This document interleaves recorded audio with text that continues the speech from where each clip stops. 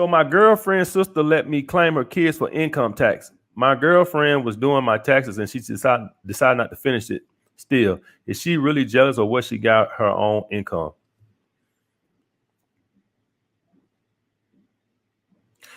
I'm gonna tell y'all guys something about this claiming people shit on income tax. You flirting with danger.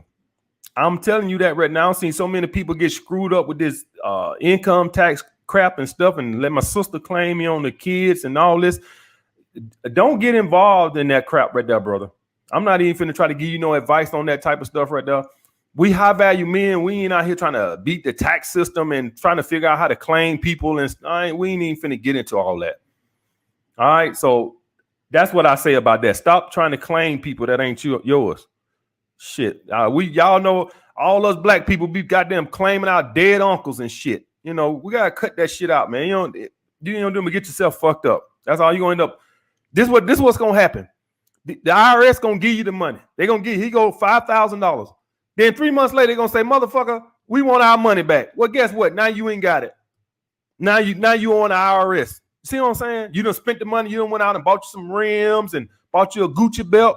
And now you turn around, 3 months later, come the IRS knocking on your door. Motherfucker, why I $5,000 that motherfucker? We found out that ain't your goddamn kid. And you ain't got it. It's on the goddamn car. Now what? I done seen that shit happen to so many people. And now you end up saying, owing these motherfuckers. And guess what? They ask, you think that debt is silent? Now they add interest by the goddamn day. And now they got you in that little hole. So they might even see that, right? A lot of times they might see it. Let that motherfucker go and spend that money, man. Don't say nothing. Just let them spend it. 3 months later, we know you ain't got it now, ain't you? We know. And when as soon as they pull up at the house, they see them rims on that car, they know that motherfucker ain't got that damn money now. Oh, boy, we finna put this interest on his ass now, buddy. Woo! 10% a day, goddammit, on our $5,000. We want 10% a day. And you ain't got it. You make $850. You make $850 now. You can pay that back. Nope. Now you stay in this loop with the IRS. It's the same thing the government do with these goddamn student loans. No, you can't pay that shit back. That's what they do. So y'all guys stop that shit, man. All right, I'll get back to the super chats. All right, let's get there. What's up, bro? Hey, AMS. What's up? So I got 2 questions. I got a purpose question and I got a dating question. So for the purpose question, I want to know, I'm trying to start a business and stuff, but I want to know a little bit more about networking, because I remember you spoke about when you was a security guard and stuff, you used to go around to all the clubs that you used to work out and you used to speak to all the managers and stuff. So I just want to know more about that. How do you get these big contracts? How do you network? And how do you do all of that kind of stuff? Well, the thing is, bro, I was a bouncer in the city for 3 years, and I worked at a lot of spots, so I had built up a lot of relationships. So that's the first thing I had going for me. I always was a good worker for a lot of the clubs in the city. The dude I worked for at the time, he would send me around to a whole bunch of spots, right? And they all took a liking to me for whatever reason. I guess I'm got good social skills or whatever. But so that's how. And when I turned around to do my own thing, I went up to them, and even if they couldn't give me no business, they could refer me to a friend, since I had already built that relationship. So this is the point where it comes into where if you done built relationships in your industry, that it pays off for you. You see what I'm saying? I once had some Johnny come lately that just showed up and asking for business. I don't know if I would have got any business. I had built up these relationships. You see what I'm saying? Yeah, I didn't go to nobody that I didn't know. I only went up to guys, and if they couldn't give me no business, because maybe they already was in business with somebody, they would refer me to somebody who probably could do business with me. I didn't go up to nobody that I didn't know, because I know how cliquish it is up there, and you got to have these relationships with people. So you trying to what industry are you trying to do? I was thinking of getting into security myself. In New York City? No, over here in England, like London. And have you done any kind of security work or built any type of relationships, anything? Yeah, I did, at the club. I was working at the club and stuff, but nothing like no supervisor, nothing, just like the entry level. Mm-hmm. So Well, if it was me, before I invested my money into it, because I don't know how England works and stuff like that, and I just did it in New York, so I knew how New York worked. I would check to see how easy it is to get business. So I would want to go out there and talk, because see, this is the issue, right? This security insurance is very expensive. And so if you can't get no business, you probably been paid 30 grand for some insurance or 20 grand or whatever. I don't know. It just depends on what field you in. I don't know. And you can't get no business. So I would want to check to see, how hard it is to get business before I made that type of investment. All right. I knew that I was going to get business because I made a lot of relationships. I knew I was going to get business. I had a lot of managers that loved me. I was a good security guard. I was tough and I ain't play, and they loved me. So I knew I was going to get some business because I had the relationships. I don't know if I do that if I don't have those relationships. That's what I'm saying. You want to make risk in life, guys, but you want to make calculated risk. You know what I'm saying? If you don't know, in other words, if you don't know nothing about a gym, does it make any sense to go and take your life savings to open up a gym? Right?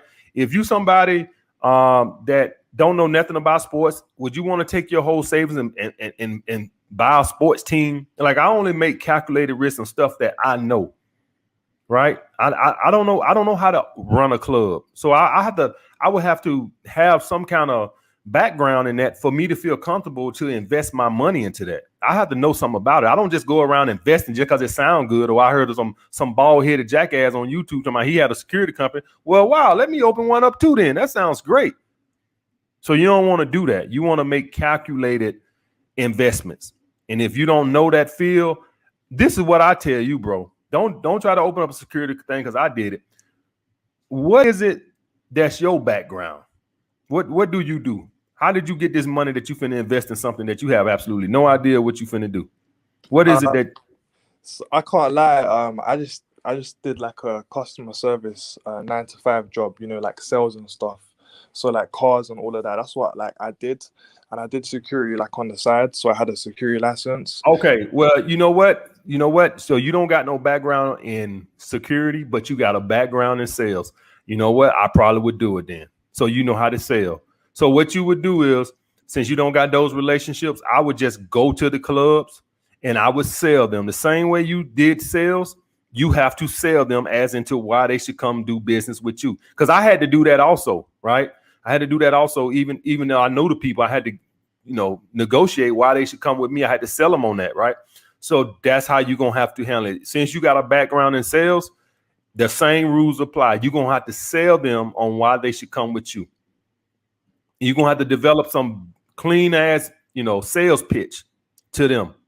And usually this sales pitch ain't going to be something you can sit in your living room and think of. It's going to be something after you go out and talk to a couple of them that you're going to develop. That you see what I'm saying? That you'll just develop the sales pitch will naturally form itself. So it ain't got to be some bullshit sales pitch that you done prearranged or something like that. When you go up and talk to them, the sales pitch will organically come out once they're talking to you and they're throwing up their objections. So everybody, whenever you do sales, everybody has different objections. And so I always had, anytime when I was doing sales at the gym, when I was trying to sell somebody on training and stuff like that, I always had a response to each objection. If you had an issue with time, I had a response for that. If it was an issue with money, I had a response for that. If you was telling me about some training program that you wanted to give a try, I had a response for that. So I had every objection you had to me, I had a response for. So that's what you're gonna have to develop, bro. Yeah, that makes sense. I just want to quickly ask you as well. Mm-hmm. In one of your videos, you spoke about how some of the guys that you used to work with security, like these guys are your colleagues, you used to work together, and then you managed to make them work for you. And then they never asked you, they never said, hey man, like, how did you get out of this job and now I'm working for you? Like, they just didn't ask you how you started your security business and now they're working for you. So I wanted to know a little bit more about that. Well, this is the thing right here. Y'all guys got to understand that in y'all life with dealing with people, let's not even talk about the ex-coworkers. Let's just talk about our friends and family, right? So you're going to level up, you're going to do things, right? And you would just think that naturally people around you would think, wow, he did that. I can do that too. Or I can. Nope. Most people are too scared to take a chance. That's what I've seen in life. People are just a bunch of cowards, scared to approach women, right? She's sending you choosing signals out there, scared to approach women, scared to start your own business. That's what I've seen. And you know what? I just accept it and I don't worry about it no more. This is what I've done the last couple of years. I don't even talk to people about that no more because you just rub people the wrong way, right? When I first started making some paper, I used to talk to my friends all the time about start a business, and what I learned is all you doing is pushing them away. That's all, they don't want. So I learned and said, you know what? They content in their life. And so let them do what they do and I'll do what I do. So what I would tell you, bro, is people around you or coworkers or whoever, you're going to level up and maybe they're not going to level up. You just let them do what they want to do. It's their life. You live your life and let them live their life. Some people content and that's fine, but you don't be bringing it up all the time about trying to, you need to start your own business. Don't be that guy. That's what I'll tell you. So don't worry about what other people are doing. All right, man. I'm going to listen to that advice. I've got one last question. This is the dating question. Mm-hmm. So obviously right now I'm going through a little drought. I ain't had no pussy in a couple months, Mm-hmm. So what I've noticed is since I ain't had no pussy, I've been on Pornhub every day. And I've got like work, I've got, hobbies and stuff. But I just keep going on Pornhub every day, sexually frustrated. And then I go on these dating apps and these bitches ain't trying to give me no dates. So I'm just falling into a cycle and I'm pissed off. Well, this is what I tell you. What are you going to do today? I'm going to go. I was going to just carry on watching the stream and then go to sleep. But you're going to carry on watching the stream, then you're going to go to sleep. Oh, that's great, man. That's, that'll fix it right there. Let's just watch the stream and let's go to sleep. And the problem will just magically fix itself. That's great, man. That's just great. That's the advice I'm gonna give everybody who's trying to overcome porn addiction and lack of ass. This is the issue right here, brother. And this is what I tell guys. You guys are in such a disadvantage. And I explain to y'all guys this way. Y'all guys got all this technology, right? When I was young, oh, here we go. That's right, guys. When I was young, shut the hell up. When I was young, which seems like forever ago, but when I was young, we didn't have all this bullshit 20 years ago. So we got bored.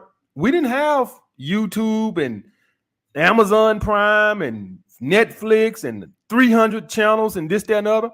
You know what we did when we got bored? We got out the house.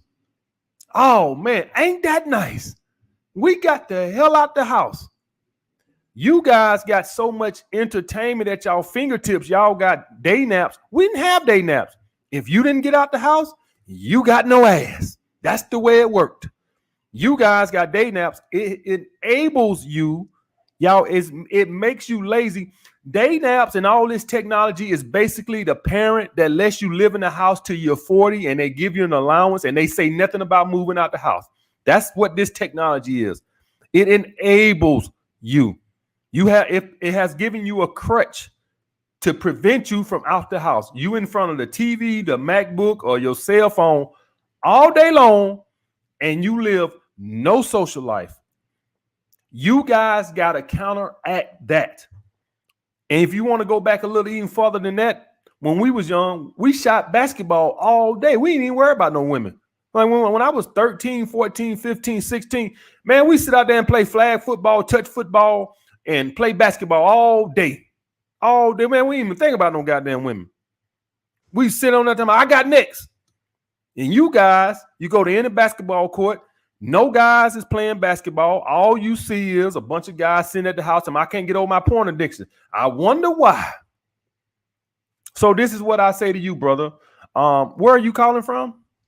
Yeah, brother. I'm in London, England, right? And everything is locked down. I went to the basketball court the other day. It was locked. Mm-hmm. The gate is locked. You can't even go inside because everything is in lockdown. So Mm-hmm. Mm-hmm. I can't really do anything. When I go outside, I just go to the supermarket and that's it. So I'm in the home. I'm working from home and Mm-hmm. doing all this other shit. And then yeah. If it was me, and I had somebody else say this about London before too. If it was me, what I would think is, I would just be focused on becoming the best version of myself because there's nothing else that I could do about this. So I say to myself, man, this is the perfect time to just focus and get whatever business or whatever I want done. That's how my take on it would be. I would not be sitting around talking about woe is me, I got a porn addiction, woe is me, woe is me. My ass would be grinding on whatever you want to get done. That's what I say about that. What's your skill set? You said sales, right? Yeah, just like sales and stuff like that. I used to do a little bit of plumbing and stuff back in the day. Mm-hmm. But yeah, right now it's just been customer service and all of that kind of stuff. See, I don't even see that's the thing. See, I don't even like that career because I don't think you're gonna be passionate about that. You're just doing something for income. I would be saying, you know what can I do? What do I really want to do with my life? I got the time now to focus on it. What do I really want to do with my life? What do you really want to do? Man, I want to start some kind of like film company or something, like shooting music videos or something like this. I'm not really too sure, just like that whole video content creating stuff. Why aren't we doing that? Why are we trying to open up a damn club then? I mean, why are we trying to open up a security company? Because AMS said he had one? Yeah, I can't lie. When you said that you did it and stuff, I was thinking, why don't I just copy that? Okay, so if I said back in the day, guys, I was a Chippendale dancer, your ass would be getting ready to get your thongs ordered online and greased up and get on stage? No, definitely not. Oh, okay. So that lets you know just doing something because somebody else, I had an outlet. I knew that I had a leg up in that. You see what I'm saying? So that's why I chose that, because I knew people. So that's why you can't just say, well, AMS had a security company, I'm finna go open me a security company. Well, AMS goddamn knew 10 club owners from doing security work. So I had a leg up in that, right? You don't got a leg up in that. So I would say, you know what? Why ain't I focusing on this and working on this and building my website? Let me ask you this. Because I think a lot of you guys don't understand attraction. So let me get this straight. Don't you think that when you did meet a woman, right? Say the lockout is over. Don't you think you'd be in a much better place if you, when she start asking, so what you do for a living? Every hypergamous, woman gonna ask that shit, right? And you say, oh, I got my own film and production company, blah blah blah. I got my little Instagram and this that. It's like, wow, this is great. You got you ambitious. Don't you think that helps with the attraction? Instead of saying I do sales. I'm not knocking sales or nothing, but y'all guys don't understand attraction. Don't you think? Put yourself in a woman's shoes, right? You're a nice, hot, young 22-year-old woman. I'm on a date with you, and what you do for a living? Oh, I do sales. Opposed to, I just started this photography production company and stuff. I just started my website, and I like to take pictures. I say, I take them, but you got to be butt ass naked. Don't this sound more attractive than I do sales? Do y'all guys ever think about that type of stuff? Like, yeah, you're right. So the point of being is, this is all part of being a high value man. You know what I'm saying? It's the ambition. In sales, you're going to reach a point to where you done capped out. Okay, I can only make 150, 200 grand or whatever it is in London money. All right. Opposed to that right there, what you talking about, how big can you scale it? Maybe you get it so big the way you hire some freelance photographer. You never know. And that's the point. This is what I'm talking about. So instead of doing security, because AMS said he did a security, man, I'm finna be, while this lockdown going on, I'm finna be build my website. I'm finna try to find me some models that don't mind. It's a give and take. I'll take some pictures of them for free and they model for me. I'm gonna try to reach out and see, can I get some girls to do that? Don't you think that makes you more attractive? Yeah, it does. It does. I was gonna say AMS. You know, I went to school. I got my my plumbing certification, and I did plumbing for a couple of years, but I just didn't like it. I just fell out of love with it. It was just, you know, fixing toilets and sinks and all that shit. It just wasn't for me. So then I switched and I went to sales and all of that. So I kind of feel like I messed up there, man. Well, this is what I say. You still gonna have to do sales, but I'm gonna. Don't you think, like, if you building your photography thing in on the background, don't you think you'll be a lot more happier in life knowing that, hey, I hate this little sales job. It pays the bills, but I'm building my photography company on the side. And how much time does this take out the day that you ain't got to work on porn? So now, instead of whacking off all day, being a loser, ain't getting no ass, I'm actually doing something that's going to take my value up as a man, plus take my mind off of Pornhub, because this is going to take time.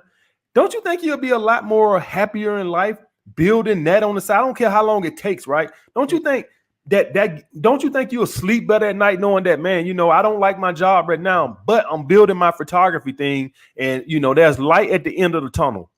Don't you think you'll be just happier in life? For all you guys out there, don't you think you'll be happier in life if you was building your business on the sideline? And when you go to your first job or your job that pays the bill, don't you think you'll be a happier person there knowing that, man, probably 2 years from now, I won't have to do this no more? Yeah, you're right, man. I'm gonna definitely look into buying some, you know, some more equipment and stuff like that. But yeah, man, I'm gonna go. But I just wanted to say congratulations on the Mercedes G-Wagon. You deserve it, man. Thank you, brother. Thank you, brother. Appreciate it.